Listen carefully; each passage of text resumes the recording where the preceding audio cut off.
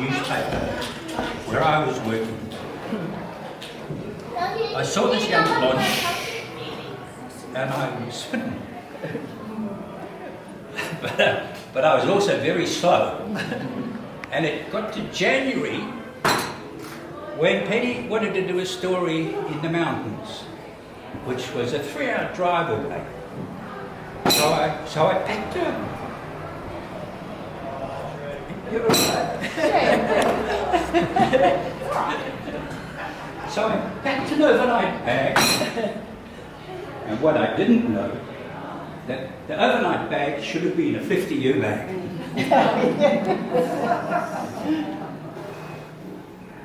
Within 6 months we were married. We were going to get married in England, but it proved too difficult because of the laws of the church. So we got married in Durban without Penny's folks or her family, and then I found this book, or she found this book. I've had my glasses again. It's a little diary that I kept with my duties for the day. June,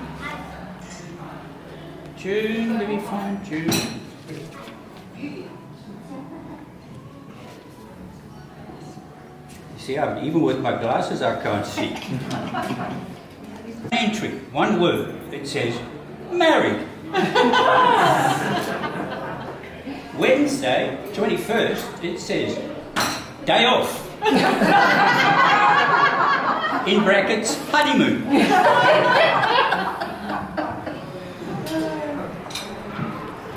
I don't know where she found this after 50 years.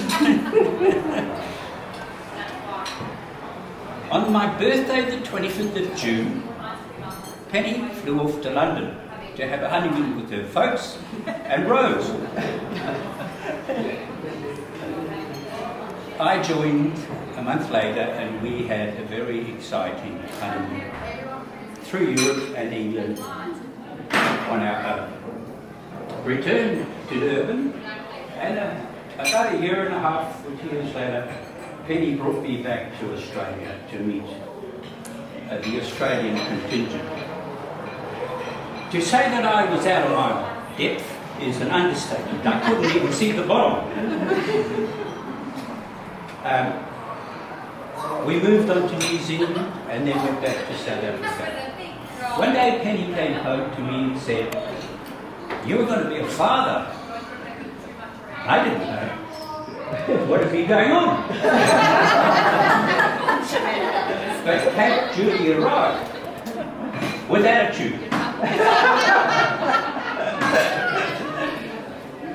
Followed by Luke, who was a much more docile person and really did what I told him to do. A lot more water under the bridge, crossing the ocean several times. We came back to Perth in 1987. Scott picked us up at the airport, took us back to Collislow where Granny lived, and from there the story expanded. I had to get a job.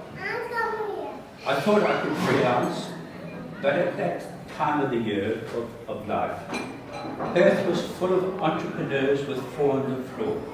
People like, and I won't mention their names, but they were very rude and ugly people. And as a freelance photographer, I found it incredibly difficult. So I started a bricks and mortar business.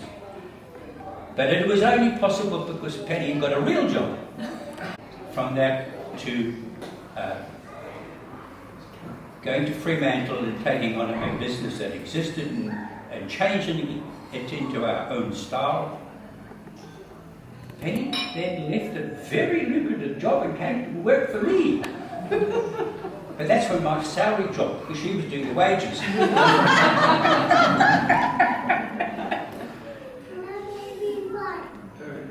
We got to a point where it really was time to move on, to move away from work and especially retail, where everybody is owed a living except me. Is that your best price? Listen, shithead, yes. Excuse me, you're not allowed to use that word.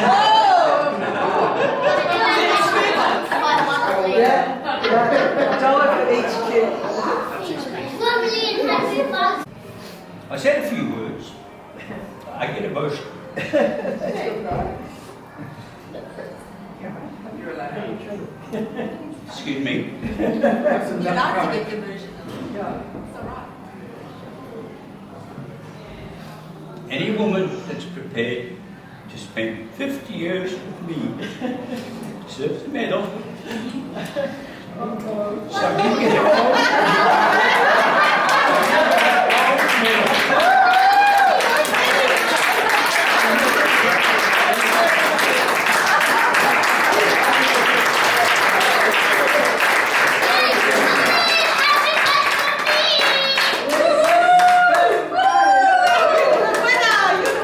Thank you for coming, all of you, and enjoying this day with us. So,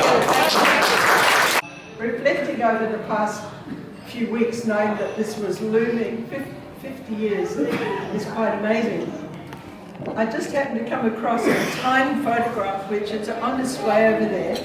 Written on the back, it says, Mum and Dad's golden wedding anniversary. That's David's grandfather and grandmother. And I thought about it. The first people that I knew to have a golden wedding anniversary was actually Ray Watson's dad and mum, my sister Shirley and husband. Then my sister Jenny and Ron, they had. And over at that table over there are 3 couples who've been married for more than 50 years. It's obviously a fashion.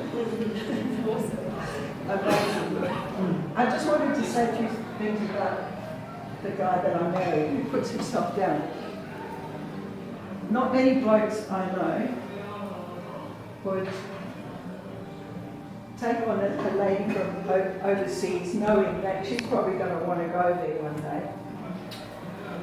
Not many blokes I know have won World Press Photo Award, were at Steve Biko's funeral taking photographs, were at the independence of Zimbabwe with Prince Charles, Mr. Mugabe, and who was playing with Stanley, Bob Marley.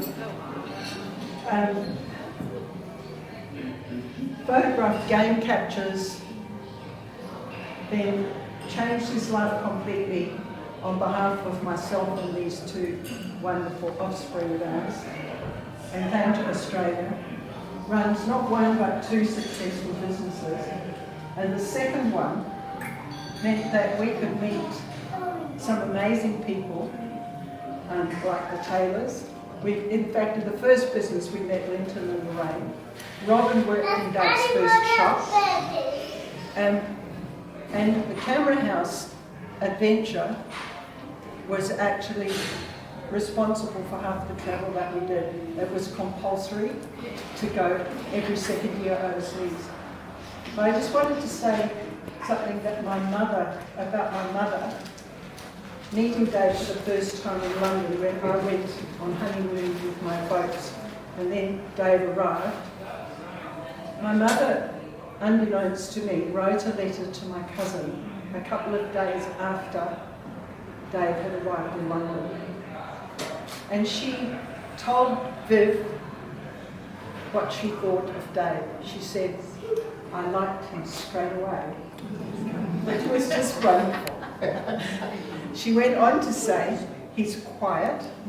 She didn't know yet about how loud he plays music. He's sensitive. We've seen that demonstrated today. And he's got a good sense of humour. She didn't know how weird that was. But she also said, I think they'll be happy. I looked up happy in the dictionary. Happy in that dictionary, its first definition was contentment. And you know what? We've had 50 years of contentment. That's us. Thanks everybody for coming.